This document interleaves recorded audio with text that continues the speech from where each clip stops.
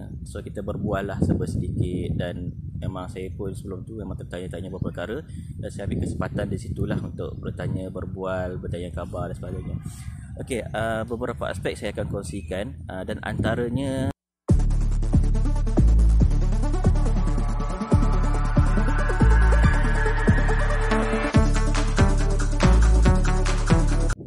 Bismillahirrahmanirrahim. Assalamualaikum warahmatullahi wabarakatuh. Selamat pagi, selamat sejahtera pada semua. Okey, alhamdulillah, hari ini saya nak berkongsi sedikit berkenaan dengan kehidupan penduduk di Pulau Rendang, yang mana bukan Pulau Rendang, Pulau Redang, yang mana kami sekeluarga telah ke sana semalam untuk aktiviti pelancongan lah, sebagai pelancong di sana. Tetapi untuk video pelancong tu kita akan share dalam video lain. Tapi untuk video ni saya ingin berkongsi lah berkaitan dengan kehidupan penduduk di Pulau Redang tersebut lah. Okey, sebelum tu saya nak cerita, saya sekarang berada di laman warisan Ru 1 yang terletak di, tak salah saya lah, nama pantai dia Pantai Teluk Ketapang, tidak jauh daripada bandar Kuala Terengganu di belah sana.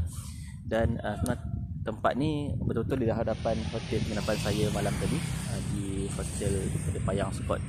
Okey, roughly tempat ni bagi saya agak unik, okay, sebab dia pantai, daripada jalan besar raya ke pantai yang agak lebar dia punya jarak, dan antara jalan besar tu ke pantai tu ada kawasan yang luas lah, yang dipenuhi pokok ru macam ni.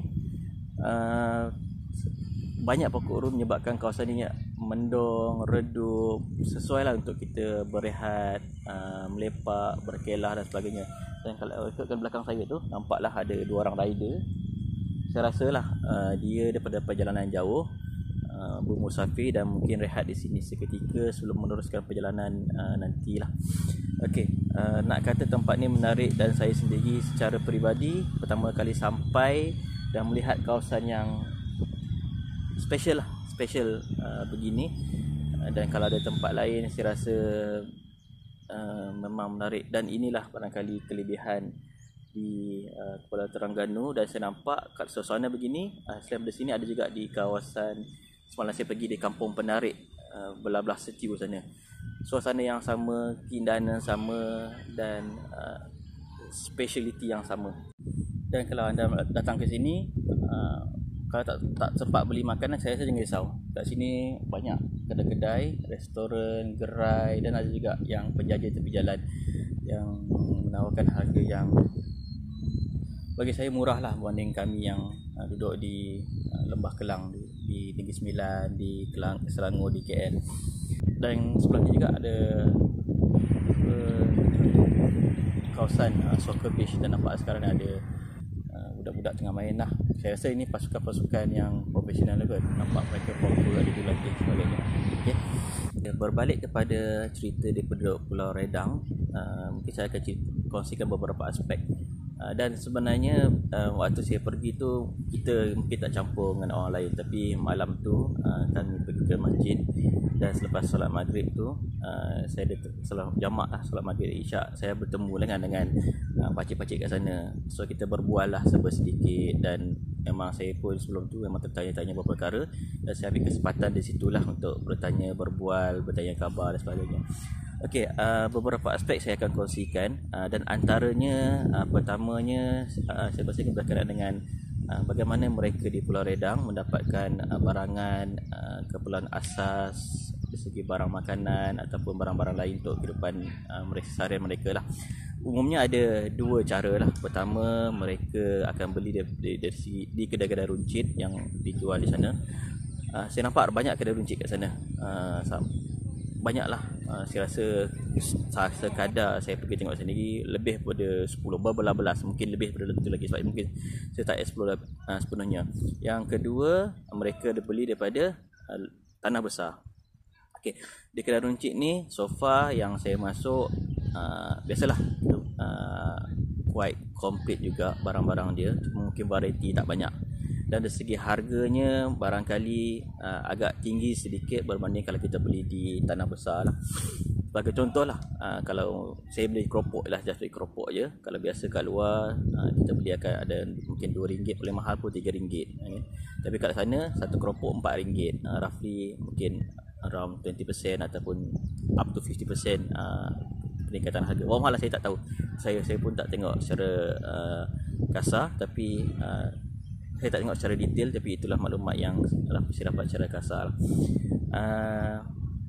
Tetapi untuk barang-barang kawalan masih tetap harga yang sama. Saya fahamkan dari segi barang kawalan ni kos pengangkutan, kos-kos yang lain ditanggung oleh kerajaan. Maknanya di mana saja di Malaysia ni penjual, peruncit, pemborong dia kena jual harga yang sama di mana-mana saja barang tu dijual. Contohnya beras, minyak masak ataupun tongges. Okey.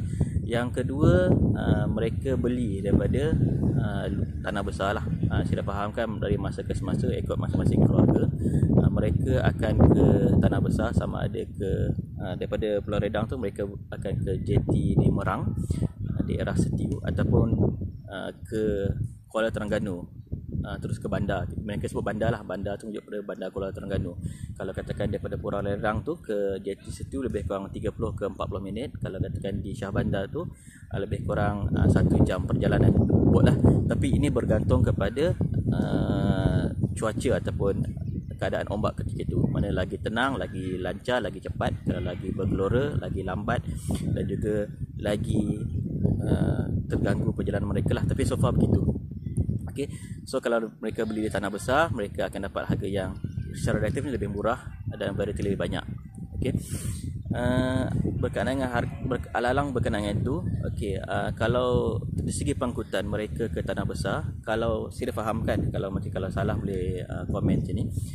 Setakat mana yang saya berbual dengan Pak Cik di masjid tu, dia kata kalau katakan mereka di Pulau Redang, kalau katakan mereka di Pulau Redang nak ke JT Merang, kuat mahal sikit walaupun dekat, lebih kurang RM30 sekepala sehala.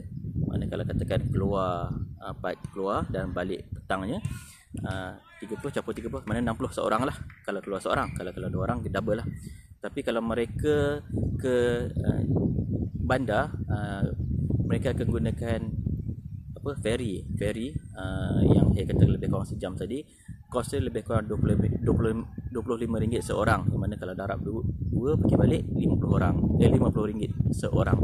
So begitulah lebih kurang lah. Tetapi sekerap mana mereka akan turun ke tanah besar untuk beli barang tu bergantung pada masing-masing. Ada yang bagi mereka cukup sekadar di pulau, mereka akan beli di pulau. Dan kalau katakan mereka perlukan barang-barang keperluan yang lebih banyak pilihan dan lebih barangkali saiz yang lebih pukal, mereka akan ke bandar lah.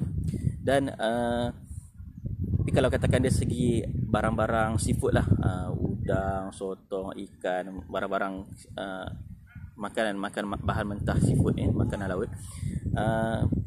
pun sama juga mereka ada option beli di tanah besar. Okey, tetapi untuk option lebih murah mereka akan beli dengan kawan-kawan. Macam contohlah mereka di sana kerja sekian-sekian, tapi ada kawan yang kerja sebagai nelayan. So roughly biasanya mereka akan beritahu kawan tu, okey, kita akan beli kepada dia lah. Dengan tu maknanya mereka yang nelayan akan jual sesama kawan-kawan mereka di sana. Dan sebahagian yang nelayan tadi akan jual sebahagian ke tanah besar. Umumnya begitulah. Nak kata mereka ni untuk makanan laut, sebahagian mereka beli daripada kawan-kawan nelayan sana, dan sebahagian mereka kalau katakan tanah besar mereka akan beli juga.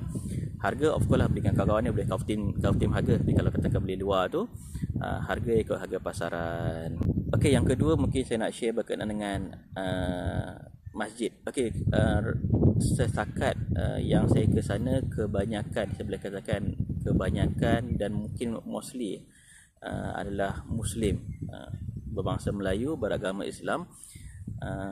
Setakat makluman saya dekat sana ada sebuah masjid Pulau Redang tak silap saya. Mungkin saya akan ada saya share dalam video yang lain sebelum ni. Masjid ni terletak di atas bukit, betul-betul di tengah-tengah kawasan perumahan di Pulau Redang ni. Dan kalau kata solat Jumaat, memang itu satu-satu tempat untuk mereka solat Jumaat. Okey. Tapi saya fahamkan ketika ni belum ada surau lagi digunakan oleh penduduk sana. Tetapi kalau katakan bukan katakan, dan sekarang ni dalam pembinaan satu macam kawasan PPR, ada 4, tak silap ada 4 buah blok yang sedang didirikan dan nampak dah siap. Kat situ ada sebuah surau lah mana akan datang nanti kalau katakan penduduk Pulau Redang yang tinggal di sana nak solat Jumaat, mereka akan ke masjid kerana itu satu-satu tempat yang ada sekarang. Dan kalau solat jemaah di masjid berkenaan, dan juga di surau di PPR yang sedang dibina yang akan dibuka tak lama lagi. Okey, seterusnya mengenai dengan sekolah. Okey, di sana yang sedia ada adalah sebuah sekolah rendah yang untuk penduduk-penduduk di sana. Okey, tapi untuk anak-anak mereka yang sekolah menengah tidak lagi ada, masih belum ada lagi di Pulau Redang. Dan daripada perbualan dengan pakcik itu, dia kata kalau anak-anak mereka yang ada sekolah menengah, mereka akan bersekolah di Tanah Besar. Okey, dan mereka akan tinggal di asrama. Maknanya bukanlah mereka akan balik setiap hari. Okey, yang sekolah rendah akan sekolah di pulau, dan sekolah menengah akan sekolah di Tanah Besar, dan mereka akan tinggal di asrama lah, dan mereka akan balik ke jumpa keluarga lebih kurang 2 minggu sekali, lebih kurang macam tu. Okey, dan mungkin berita baik kepada mereka, sekarang ni tengah dibina lah sebuah sekolah menengah di Pulau Redang, yang masa saya pergi tu saya nampak lah tengah sedang pembinaan, dan saya fahamkan sekolah menengah berkenaan buat permulaan mereka akan buka untuk pelajar tingkatan 1, tingkatan 2 dan tingkatan 3 saja. Mungkin lepas tu mereka akan buka kepada 4 dan 5 dan seterusnya. Tapi itu sekurang-kurangnya satu benda baik yang akan menghilangkan kerisauan ibu bapa sana dan penduduk di sana. Okey, seterusnya berkenaan dengan kenderaan yang mereka gunakan sana. Boleh saya katakan bahawa di Pulau Redang ni kita akan nampak banyak kenderaan, kereta, van, motor bertayar 4, bertayar 2 sebagainya. Saya tanya kereta-kereta ni bawa sini macam mana? Yalah, kita tahu kita naik bot kecil je, kita tak nampak lah mana ada feri macam feri Pulau Pinang ke sebagainya datang bawa kenderaan. Kita tak nampak. Saya tanya pakcik tu, dia kata sebenarnya kereta yang digunakan di Pulau Redang ni dibawa menggunakan tongkang di Tanah Besar lah. So harga umumnya kalau kita akan daripada Tanah Besar bawa ke Pulau Redang ni, harga dia, kos yang mereka paksa spend adalah lebih kurang RM600. Okey, dan untuk motosikal RM100. Mana kalau katakan kita di Tanah Besar ni, kita nak pergi Pulau Redang, duduklah sebulan 2, nak bawa kereta kena fikir banyak kali lah, sebab sekali bawa RM600, nak keluar balik RM600, lebih kurang itu. Tapi di kalangan mereka ni, mereka kata mereka ada kawan-kawan yang boleh kautim harga, mungkin dapat harga lebih mudah lah. Itu dari segi bawa kereta di Pulau Tanah Besar ke Pulau Redang, dan Pulau Redang bawa ke Tanah Besar. Okey, tetapi untuk urusan minyak tak ada masalah. Ada stesen minyak yang mana mereka boleh dapatkan petrol, diesel, itu tak ada masalah. Itu harga pun harga yang sama dengan Tanah Besar.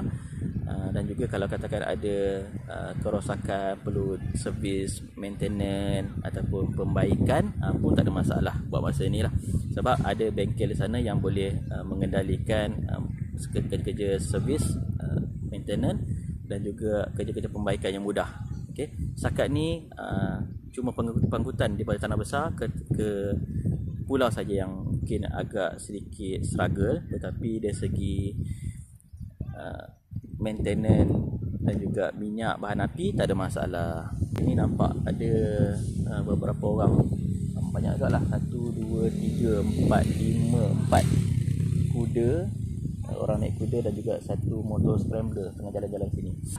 Dan untuk pakcik-pakcik yang saya jumpa lah, saya tanya mereka adakah mereka asal daripada Pulau Redang. Roughly yang setakat saya jumpa berbual 1, 2, 3 orang tu, memang mereka ketiga-tiganya memang asal daripada Pulau Redang, dan memang dah lama menetap lah, bukan dah bersara menetap. Memang mereka bekerja di sana, dan ketika ini umur usia emas memang mereka tinggal di sana. Okey, cuma mungkin anak-anak mereka, cucu mereka kebanyakan dah tinggal di tanah besar. Begitu juga kat sana kita nampak rumah ada sebahagian kosong, dan saya maklumkan oleh pakcik-pakcik ni kat kata rumah-rumah ni kosong sebab sebagian orang tu dia memilih untuk tinggal di tanah besar ialah untuk keperluan-keperluan dan kata lebih sesuai dengan keperluan kehidupan mereka lah. Ya, anak kecil bersekolah, mungkin perlu itu dan ini, mungkin bekerja kat luar. Mungkin itu pilihan mereka lah. Dan mereka yang senior-senior ni, terutama di usia emas ni, lebih rasa tenang tinggal di Pulau Redang. Dan antara benda yang mungkin saya sharekan adalah waktu sesuai untuk percutian ke Pulau Redang. Sebenarnya pakcik tu bagi tahu lah, dia kata bukan hampa lah, dia kata lah korang ni kuat berani jugalah datang ke Pulau Redang ketika bulan 3 ni, sebab angin kuat lah. Yelah betul masa saya datang dan balik ke esokan harinya memang angin, ombak, kira bagi saya yang tak biasa ke laut ni memang tak boleh bincang lah. Memang waktu naik kapal tu rasa menyesal pun ada. Waktu naik bot tu rasa menyesal pun ada. Naik bot ke Pulau Redang tu. Sebab mereka kata kalau biasanya yang waktu orang datang untuk percutian biasa bulan 4, bulan 5, bulan 6, 7, 8, 9 lah. Maksimum apa bulan 10 lah. Sebab bulan 11, 12 tu dah mula angin kuat, laut bergelora, yang mana kita pun dah tahulah. Macam saya sendiri pun ingat Terengganu ni ataupun Kelantan ni angin kuat waktu kita bulan 11, bulan 12, mungkin layak bulan 1, bulan 2, bulan 3 ni dah clear. Tetapi rupanya sebenarnya bulan 3 ni masih lagi angin kuat, dan mereda pun bulan 4 dan ke atas. Okey. Nak ceritanya ketika pergi Pulau Redang ni kita akan lawan ombak tu, dan kalau saya sikit pengalaman okey sikit, dan bagi yang mungkin first time rasa ini dah teruk-teruk, tapi bila balik semalam kita tengok daripada laut jauh, kita rasa macam okey, tapi bila tengah laut tu rasa susah nak cakap lah. Tapi alhamdulillah bila sampai ke tanah besar tu memang rasa bersyukur yang amat, dan rasa cukuplah. Mungkin yang kata pengalaman yang ini, lepas ni kalau kita nak ke pulau sama ada di pantai timur atau pantai barat, faktor cuaca, faktor ombak, faktor persekitaran, kita kena dapatkan maklumat dulu supaya kita perlu elakkan risiko. Percutian satu perkara, keselamatan pun satu perkara yang penting juga untuk kita fikirkan bersama. So untuk penonton-penonton, kalau katakan nak ke pulau sebelah Terengganu ni, yang saya fahamkan ada Pulau Redang, di sebelahnya Pulau Lang tak salah saya, di sebelah lagi Pulau Perhentian. Pastikan anda tengok cuaca, dapatkan maklumat tentang keadaan angin, ombak, dan waktu sesuai yang saya dah fahamkan oleh pakcik di Pulau Redang, dan juga berbual dengan boatman semalam, bulan 4 sampai bulan 10 itu waktu terbaik. Ketika itu laut tenang, cuaca pun baik, angin pun dalam keadaan baik, dan kalau katakan naik bot tu kita lebih lancar dan keselamatan lebih terjamin. Itu yang terbaik sebenarnya lah. Saya rasa itu saja daripada saya yang saya boleh kongsi ke sini. Sedikit maklumat berkenaan dengan apa nama tempat ni, Laman Warisan Ru. Kalau saudara-saudari datang ke Kuala Terengganu, boleh datang ke sini, bawa keluarga, bawa makanan, boleh rehat di sini. Sangat special bagi saya tempat ni. Daripada bandar Kuala Terengganu saya kira mungkin tak sampai setengah jam, paling lama pun 15 ke 20 minit daripada bandar Kuala Terengganu. Juga perkongsian saya berkenaan dengan Pulau Redang, kehidupan masyarakat di sana bagi saya kehidupan yang tenang, aman, unik, menarik untuk kita fahami dan kita sama-sama insafi. Ada kelebihan kita yang mereka tidak ada, dan ada kelebihan mereka yang kita tidak ada. Sama kita bila jumpa, kita saling berkongsi dan saling melengkapi satu sama lain. Okey, itu sahaja daripada saya. Dan kalau saudara-saudari, tuan-tuan dan puan-puan ada sebarang maklumat yang ingin dikongsikan juga, boleh di-share di komen. Dan kalau ada silap dan salah, saya mohon maaf. Kita jumpa lagi di video akan datang. Sekian, Assalamualaikum warahmatullahi wabarakatuh.